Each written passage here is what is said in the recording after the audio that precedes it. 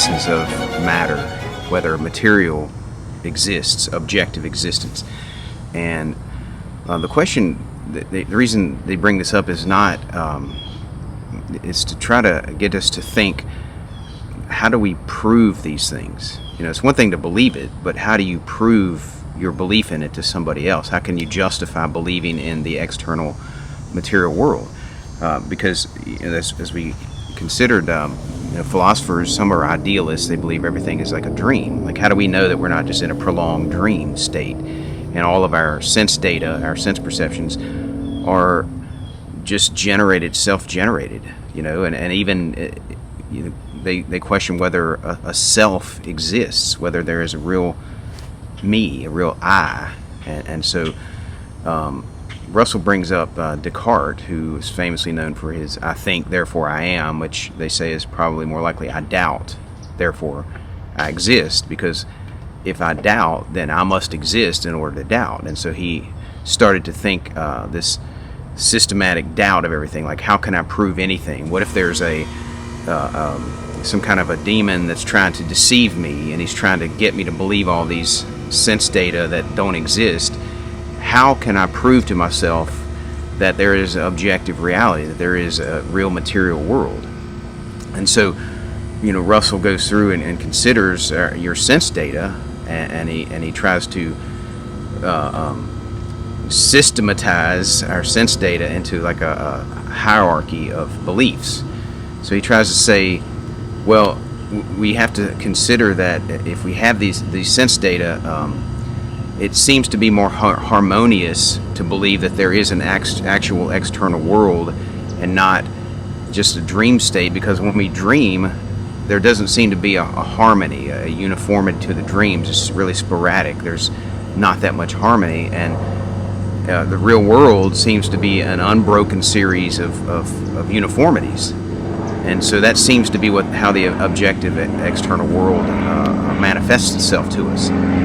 And so what he's trying to do is he's trying to say is in order to make sense of everything, we have to assume that everything, if it's true or if it's real, it fits into like a harmonious worldview. He doesn't use that term, but a harmonious system of beliefs, a hierarchy of beliefs, and that we have to consider whether something is true or not as to whether or not it fits coherently within this system. And the only way to reject one part of the system is if it doesn't coherently fit with other parts, or we find another belief that disannuls that previous belief.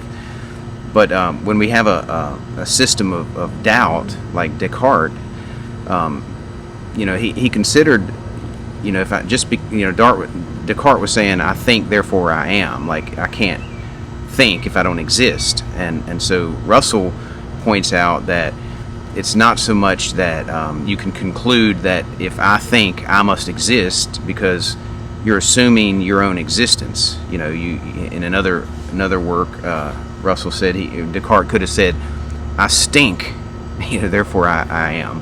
So he's assuming his own existence. And so the question is whether he mentions, Russell, that when I see a brown table, I'm not strictly saying that I see a brown table, but that a brown table is being seen. He's saying that that's the most you can conclude from that statement. And so this is the subjective dilemma that people get into when they reject the external creator, that God is the creator. Now somehow we have to supplant God's existence with our own existence as the supreme element that we work through reality with. Like, my existence is superior or supreme or preeminent to God's existence. Well, when you take that step, then you end up in this subjectivism that you can't work your way out of. It's like, is there a bottle in front of me, or this is the result of a frontal lobotomy? Okay, I'm sorry, but is the external world existing, or is it just my sense data?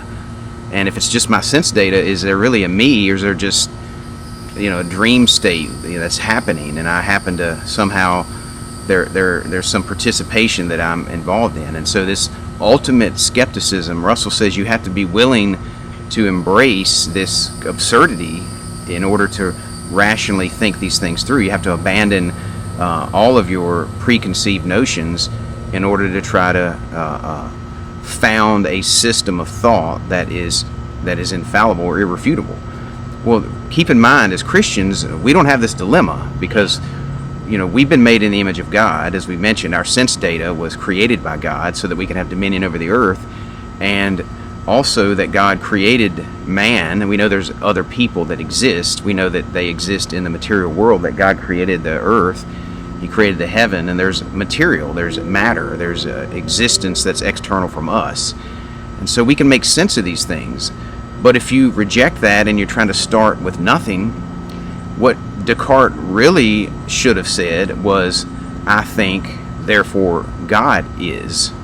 Because thought presupposes, as Russell's trying to do here, presuppose harmony and unity, a system, an organized system of thought, a harmonious system of thought, which we would just call a worldview, to make sense of all experience. And so instead of, as we're claiming as Christians, you start with the Christian God as the foundation of thought, and the foundation of uniformities and laws, abstract immaterial laws, as well as the laws of physics, the material laws that create this uniformity that we exist in and we participate in and we experience, that we think therefore God is. That's what we should conclude, that because God exists, thought is possible, we are possible, material existence is possible.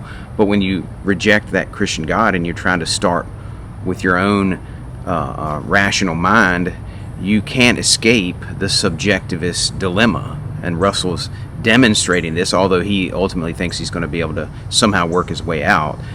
He's really going to have to end up saying is that we have to assume harmony, we have to assume uniformities in order to make sense of our experience. But that doesn't justify belief, how we can justify belief in him. That's just to say, if we don't assume him, then it doesn't work. You can't think.